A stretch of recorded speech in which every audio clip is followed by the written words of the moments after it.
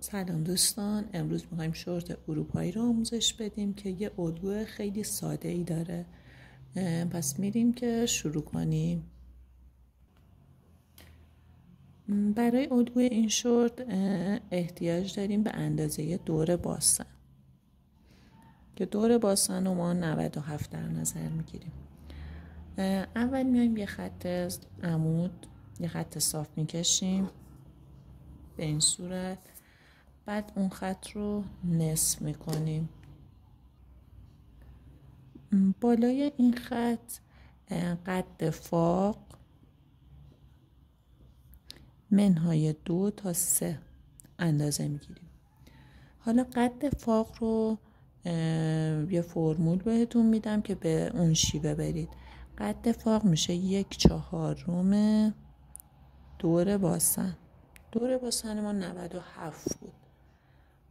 حالا 1/4 رو بخوایم حساب کنیم میشه 24. پس قد فاق 24.5 میشه.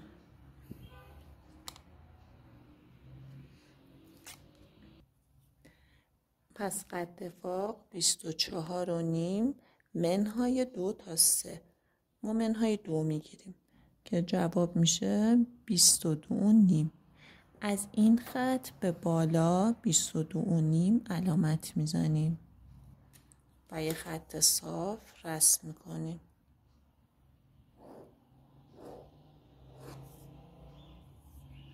حالا قسمت پایین کار ما میایم قد فاق رو فقط اندازه میزنیم. قد فاقمون که 1/4 دور باسن بود میشه 24.5. به پایین علامت میزنیم که میشه اینجا. بعد یه خط صاف اینجا رسم میکنیم. تو قسمت فاق ما 5 تا 6 سانت قسمت فاق رو در نظر میگیریم. در کل میشه 5 تا 6.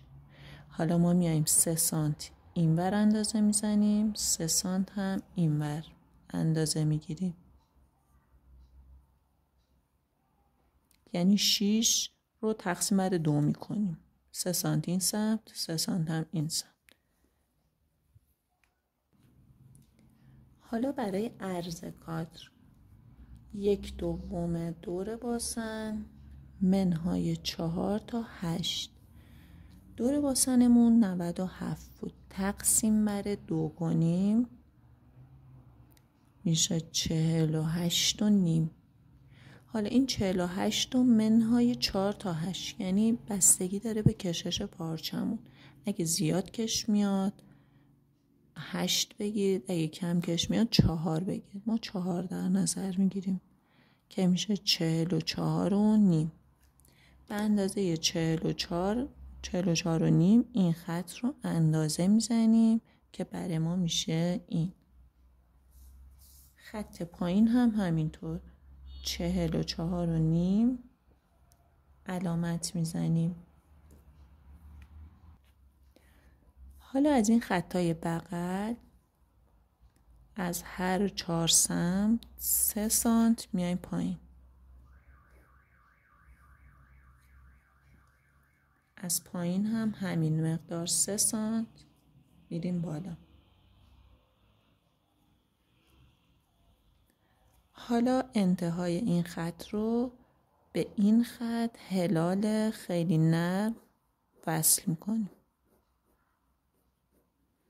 هر 4 سمتش رو همین کار رو انجام میدیم.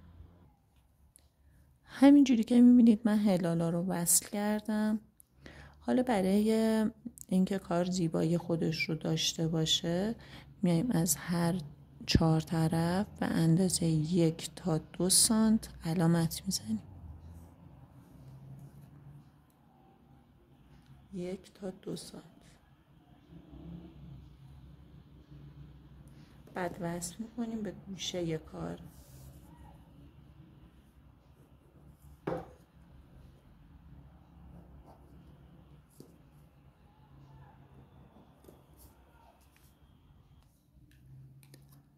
حالا برای فاق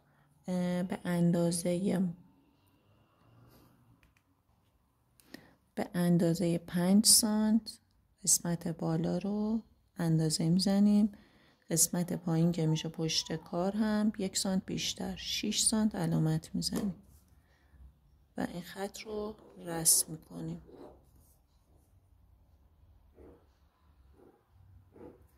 این قسمت میشه جوجک کار.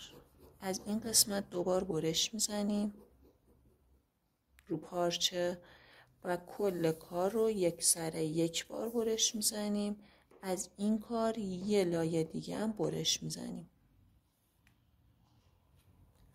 برای دوختش هم اون لایه اضافی که از جوجک بریدیم اول اونو میندازیم روی کار میدوزیم، بعد دورش از کش‌های اوریب استفاده میکنیم، بعد اینو به این سمت ها میکنیم و کش کمرش هم میدوزیم که باید به اندازه 5-6 سانت از کش کم کنیم تا جذب شه.